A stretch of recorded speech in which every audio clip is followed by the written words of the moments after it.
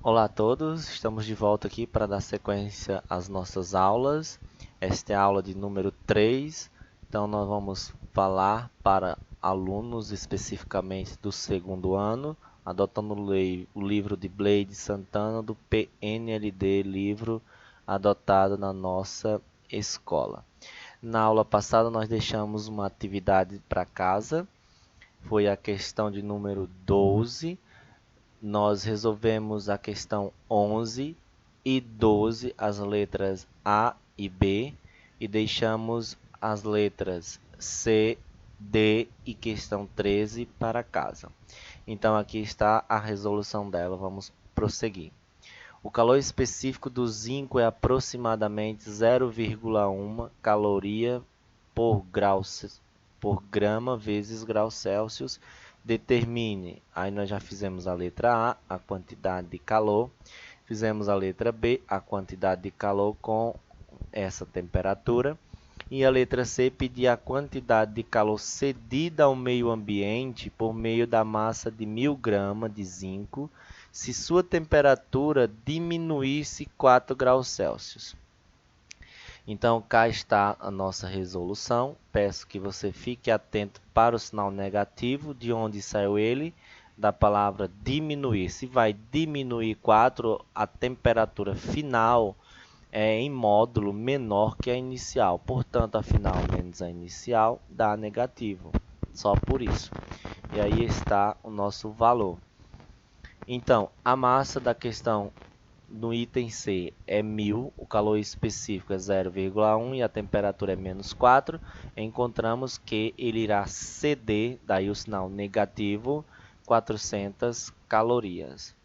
O item D, ele quer saber a quantidade de calor cedida ao meio ambiente por uma massa de 20 gramas de zinco se sua temperatura diminuir 10 graus. Então, nós já fizemos essa interpretação, segue a mesma linha de raciocínio. A massa é 20, o calor específico é 0,1 e a redução foi de 10 graus, chegando ao valor de menos 20 graus Celsius. Negativo porque ele está perdendo energia. Daí, temos agora o item 13, um pouquinho mais complexo, mas nós conseguimos entender. Vamos vê-lo. O item 13 diz o seguinte: quando um corpo de massa m, observe que eu não sei qual o valor da massa, formado por determinado material absorve 200 calorias, sua temperatura é elevada em 2 graus Celsius. Então, quando Q é 200 calorias, o ΔT é de 2 graus Celsius. Outro corpo formado pelo mesmo material tem massa 2m. Se esse outro corpo absorver 400 calorias, quanto sua temperatura se eleva? Então, devemos fazer um cálculo unindo duas equações. Na verdade, uma única equação com dados de duas partes. Então, veja só. Na primeira situação, eu tenho o corpo absorvendo 200 calorias, só que ele tem massa m. Substituindo nesta equação, o corpo de massa m absorvendo 200 calorias e variando a temperatura de 2 graus Celsius, chegamos a isso. M vezes C vezes 2 dá 2mc. 200 dividido por 2 dá 100. Restando que, para a primeira situação, o calor específico é 100 dividido por m. Para o corpo de massa 2m, temos Q igual a 400 calorias. Substituindo na equação onde tem Q, eu ponho 400. Lembre que a massa do corpo agora é 2m.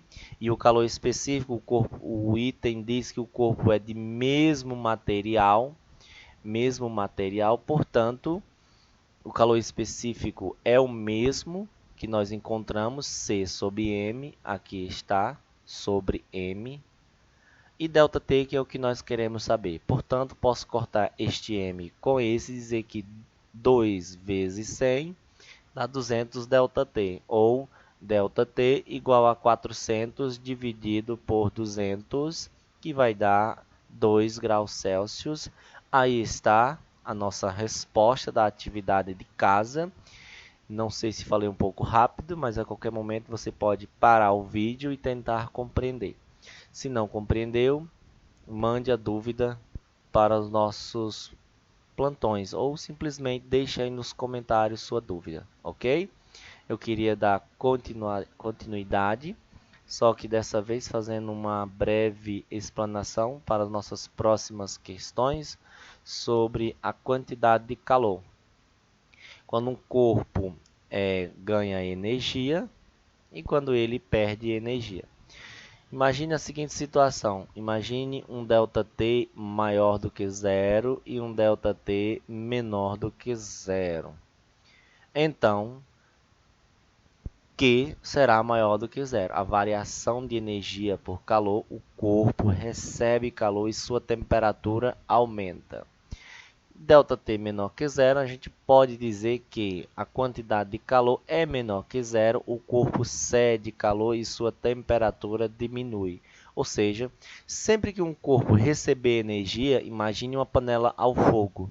Então, esse corpo ele absorve energia ou recebendo energia, sua temperatura aumenta. ΔT ou ΔT maior que zero.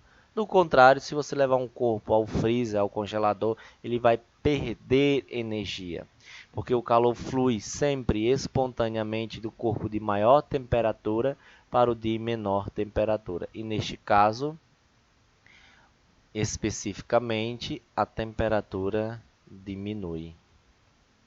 Então vamos lá.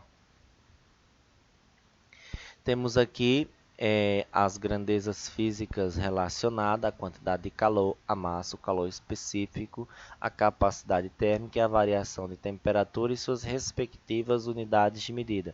Quantidade de calor é dada em calorias ou em joules.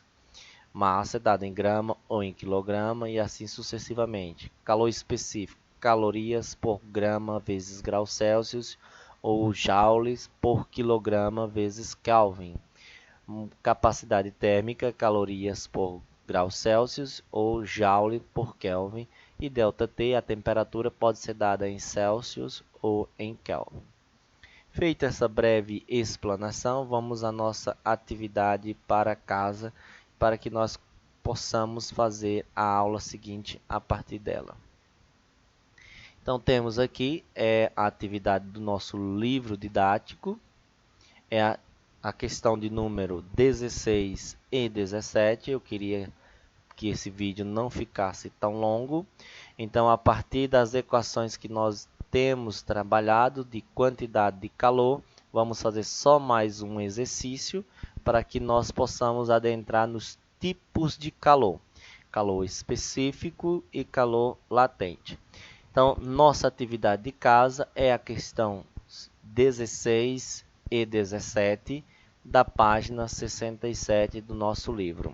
Na próxima aula, nós iremos continuar a partir desta correção e começar a abordar os tipos de calor, calor específico e calor latente.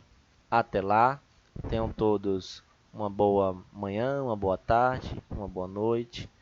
Fiquem com Deus.